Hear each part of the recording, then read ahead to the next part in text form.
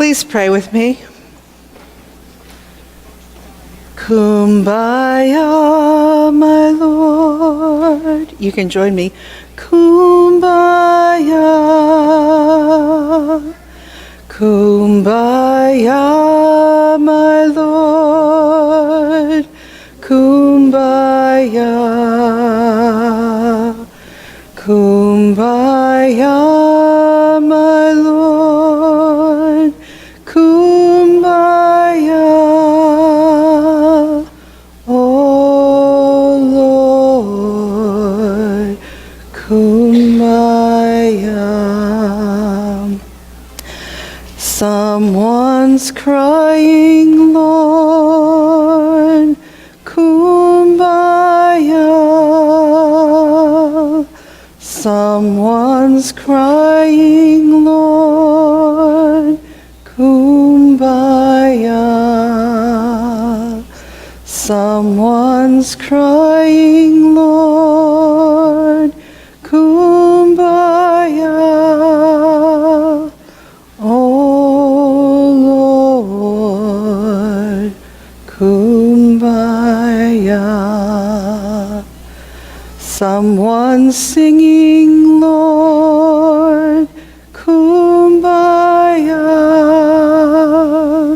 Someone's singing, Lord, Kumbaya.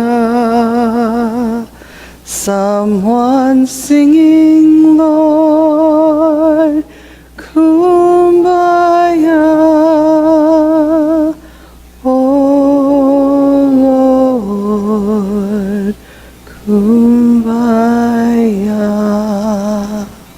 Come by here, Lord. Amen. Thank you.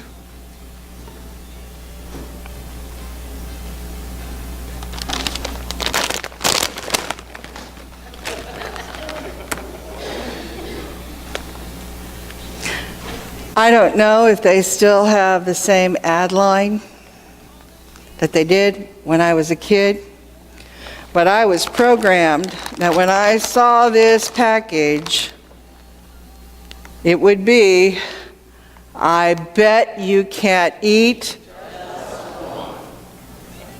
right? And in that little phrase, they named a truth. Because the truth is, and they would have ads, right, where someone would open it up and this big, strong, tall person would eat one. See, I can do it. And then all of a sudden, you'd see him sneak another one. And the truth is that as soon as I showed you all this, we all had this kind of urge to just rip this bag open, didn't we? And we kind of had this urge to kind of just try one. But then we know that, well, one really isn't enough because you can have a whole ounce of them, which is about 15 chips for a serving, right? And so we'd open them up and we'd have count out our 15 chips to be all healthy and good, which is only 160 calories. And after we've eaten the 15 chips, well, it's only 160 calories. I could have some more, right? And before you know it, what has happened to this bag? It's gone. And you know what? By the time it's gone, what are we thinking? Do I have another bag of Lay's chips or some other chips in the closet, right? Huh? Then you need a soda to go with it, okay? And before you know it, you find yourself in this place where you're consuming. You're driven to consume, and you don't even know why you're driven to consume because you're just hungry, right?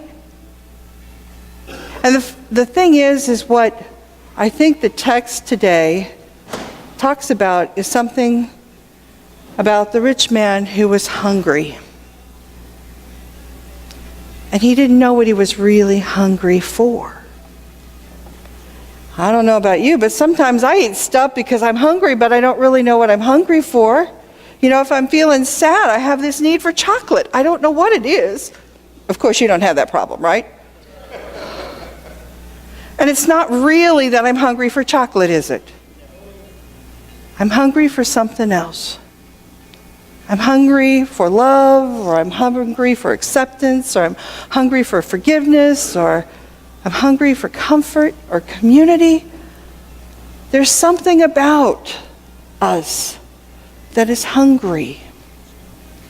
You know, this poor rich man, isn't that funny to call him a poor rich man? Because the truth is he was poor. Because he was desperately hungry for something. Maybe he was hungry for security, and that's why he got all these food and all these supplies, and it was like, oh, I've got so much, I can't even keep it all, so I need a big barn. So I can keep it all. So that I can be secure. So that I can enjoy life. So I have to never worry again. And what does he find out? Life's over. All the things that he was hoping for, all the things he was hungry for, he doesn't get because he's been so busy amassing stuff. I don't know about you, but I think we live in a world where there's a culture in which we're told that it's the stuff that makes us feel good. You know? If you got enough bling, you got it. You got the right house, the right car, the right job. It's that. And we find ourselves running around chasing the stuff. Chasing hungry, thirsty, and never being satisfied.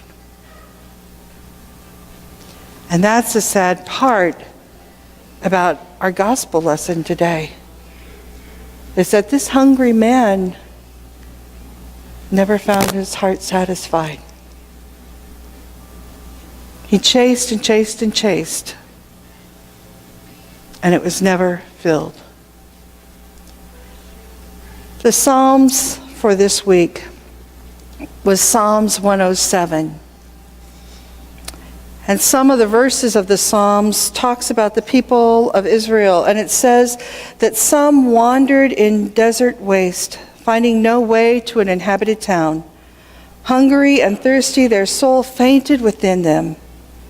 Then they cried to the Lord in their trouble, and God delivered them from their distress. God led them by a straight way until they reached a town.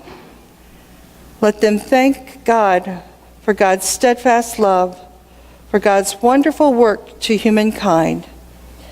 For God satisfies the thirsty, and the hungry he fills with good things. So my question to you today, what are you hungry for? What are you really, really hungry for? Is it security? That I know that I can make a right career choice and that I won't ever have to worry about being rifted or reorganized, or that I can count on my paycheck to care for my family? Is it acceptance? Man, if you really knew who I am and what my background was, well, would you really accept me? Are you hungry for community? A place where you can just be who you are, accepted with those wounds and bruises, and that it's okay, that we'll heal together. What are you really, really hungry for? And that's the question I want you to wrestle with this week. When you find yourself going for that chocolate candy bar or that ice cream or the Lay's potato chips or any other brand of chips, stop yourself for a second. Am I really hungry for this? Or what am I hungry for? Because I think we don't ever really stop long enough to say, why am I doing what I'm doing? What is driving me? And then the next question is, for the next step is to stop and just name it. God, I'm hungry for grace. God, I'm hungry for peace. God, I'm hungry for justice. I'm hungry for acceptance. And then let God fill you with the good things and live them out. I heard a story this week about this gospel text about Ed and Edna. They were farmers and they collected all their life. Ed's barn was full of stuff, all the fancy dancy tools you could ever need on a farm. And Edna, well, she collected Hummels. You know, those little figurines? Their time on earth ended. Their children didn't want the farm. They didn't want Mom's Hummels either. Nor did they want Dad's tools, and so they did what they do on farms. They auctioned them off. And there were people who were bidding hardly anything on them. And when Edna's pride and joy, Oliver Hummel figures, lot 152 came up. Oh, 400 Hummels, by the way. Nobody bid anything. What are you really hungry for? What really matters? Is it Humbles? Is it tools? Is it people? Is it relationships? The good news, my friend, is God satisfies the hungry heart. God satisfies your thirst. And what you hunger and thirst after, God will fulfill. Maybe in ways that we don't see or understand at this moment, but it will happen. And the reality is that we're very rich people. We might look at our checking account and go, oh, no, you don't know who I am. But the reality is we are. In light of 1,500 million people in this world, we're very rich. And we have choices with what we do with our stuff. Let me tell you about a really powerful moment that I had when I was in college with Olitha Moore. I had an opportunity in college to work at a Presbyterian church where the pastor marched at Selma, and it was life transforming. And there was this woman named Olitha Moore, and she didn't have any children. I really don't know much about her other than she lived in this amazing 3-story house. And the only reason why I know that is because, well, she decided as a college student I should be taken out to lunch. And so one day she took me and a colleague out to lunch. And she took us, I don't even remember the place where we went for lunch, but it was a nice lunch. And she brought us back to her house afterwards.